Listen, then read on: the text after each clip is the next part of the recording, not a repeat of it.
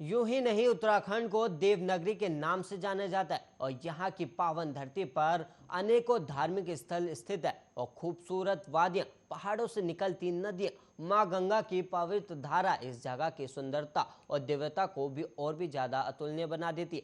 उत्तराखंड में कई प्रसिद्ध धार्मिक स्थल है जिनकी महिमा लोगों को देश विदेश से अपनी ओर खींच लाती है। उन्हीं में से एक धार्मिक स्थल है जागेश्वर धाम, जिसे उत्तराखंड का 5वां धाम भी कहा जाता है। हालांकि इसको लेकर यह भी कहा जाता है कि यह भगवान शंकर के 12 ज्योतिर्लिंग में से एक है। तो आइए जानते हैं कि क्या इस पावन धर्मस्थली की गाथा और क्या इस मंदिर की मान्यता है। देखिए हमारी खास रिपोर्ट।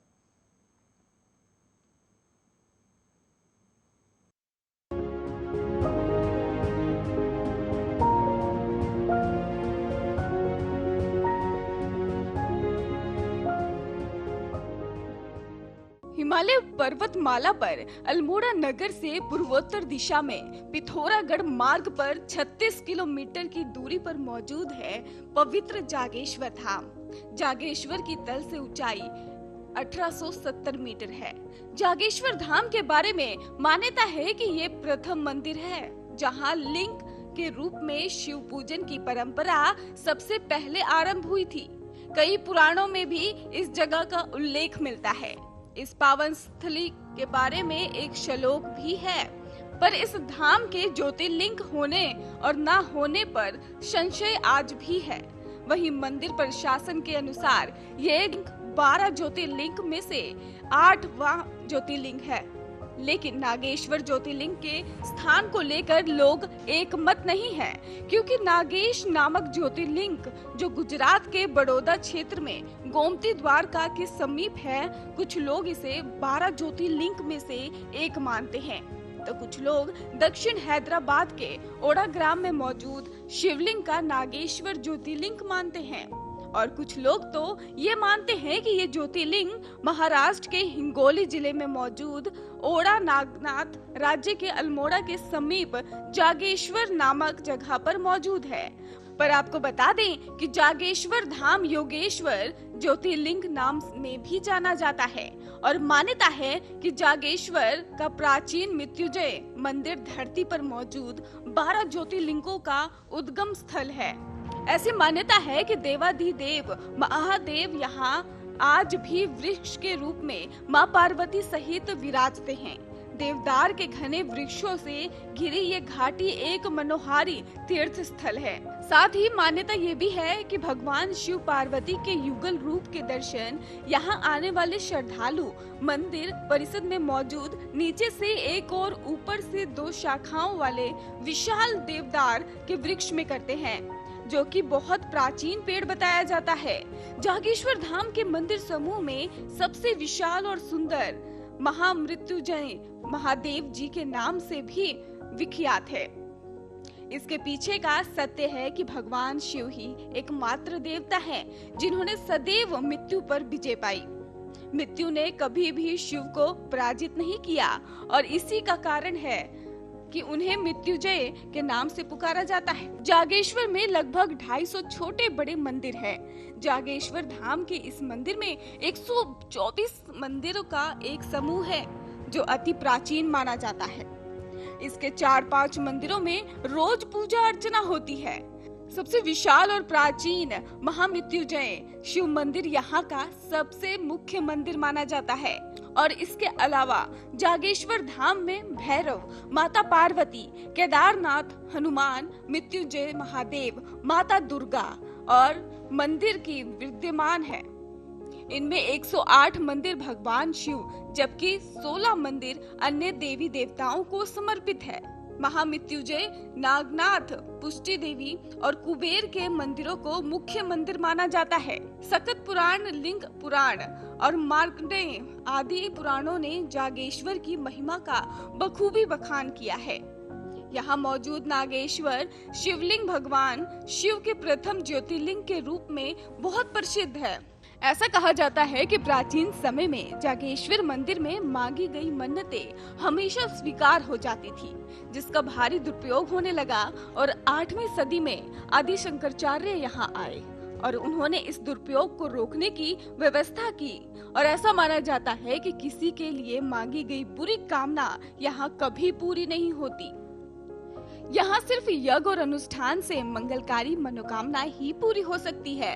तो वहीं ये भी मान्यता है कि मर्यादा पुरुषोत्तम भगवान राम के पुत्रों लवकुश ने अपने पिता की सेना से युद्ध किया था। राजा बनने के बाद वे यहाँ आए थे। दरअसल लवकुश अज्ञानतावश किए गए युद्ध में प्रायश्चित के लिए ही इस जगह पर ही यज्ञ आयोजित किया था और जिसके लिए उन्होंने देवताओं को आमंत्रित भी किया था। कहा जाता है कि लवकुश ने ही सर्वप्रथम इन मंदिरों की स्थापना की थी और यहाँ यज्ञ कुंड आज भी किया जा रहा है। रावण, पांडव और ऋषि द्वारा जागेश्वर धाम में शिव पूजन का उल्लेख मिलता है। यहाँ पांडव के आश्रय होने के आज भी अनेक मुख परिणाम मिलते हैं और जागेश्वर धाम को कोई 1000 तो कोई 2000 साल पुराना बताता है। लिखित साक्ष्य न होने से भारतीय इतिहास प्रामाणिकता में ही ज्यादा ये मंदिर अटकलों का शिकार है। मंदिर की दीवारों पर ब्राह्मी और संस्कृत में लिखे शिलालेखों से ही इसकी निश्चित निर्माण कार्य के बारे में पता चलता है। हालांकि आपको बता दें कि ये भी कहा जाता है कि मंदिरों का निर्माण 7वीं से 14वीं सदी में हुआ था। इस काल को पूर्व कत्यूरी काल और उत्तर कत्यूरी और चंद 3 कालों में बांटा गया है। जागेश्वर के इन मंदिर का जीर्णोद्धार राजा शालिवाहन ने अपने शासन काल में करवाया था।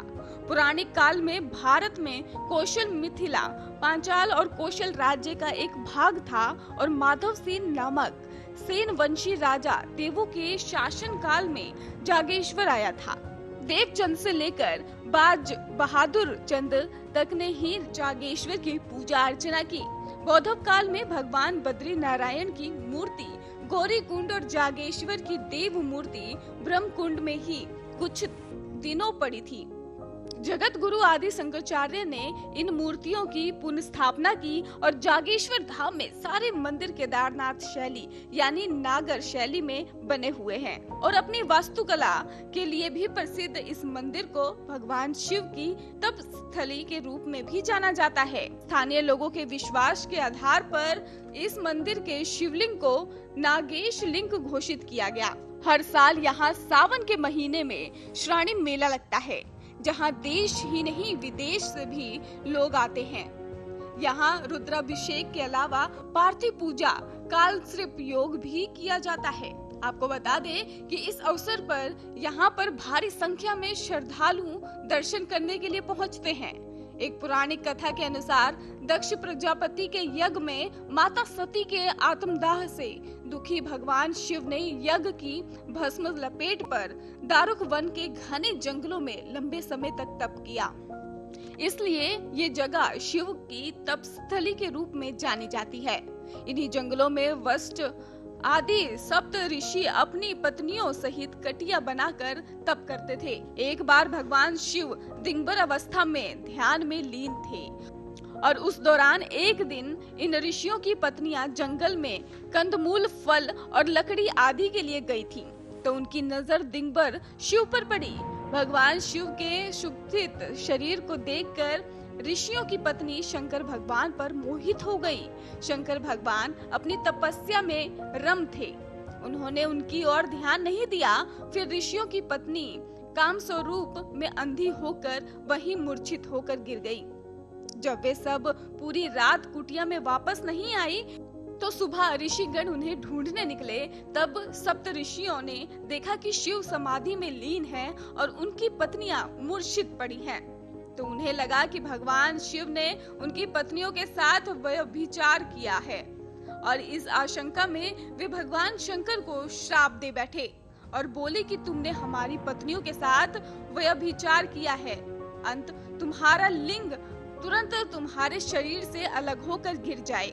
भगवान शिव नेत्र खोलते हुए बोले कि आप लोगों ने मुझे संदेहजनक परिस्थितियों में देखकर अज्ञानता के कारण ऐसा किया है, इसलिए मैं इस शाप को विरोध नहीं करूंगा। मेरा लिंग गिरकर इस स्थान पर स्थापित हो जाएगा। तुम सभी सप्त ऋषि भी आकाश में तारों के साथ अनंत काल तक लटके रहोगे। लिंग के शिव से अलग होते ही पूरे संसार में कोहराम मचने लगा। ब्रह्मदेव ने संसार को इसके प्रकोप से बचाने के लिए ऋषियों को मां पार्वती की उपासना करने के लिए कहा। ब्रह्मदेव जानते थे कि शिव के इस तेज को पार्वती की धारण कर सकती हैं। ऋषियों ने मां पार्वती की उपासना की और पार्वती ने योनि रूप में प्रकट होकर शिवलिंग को धारण किया। इस शिवलिंग को योगेश्वर शिवलिंग के नाम से भी पुकारा जाता है। तो देर किस बात की है, आप भी जाइए और इस पवित्र धाम के दर्शन जरूर करिए।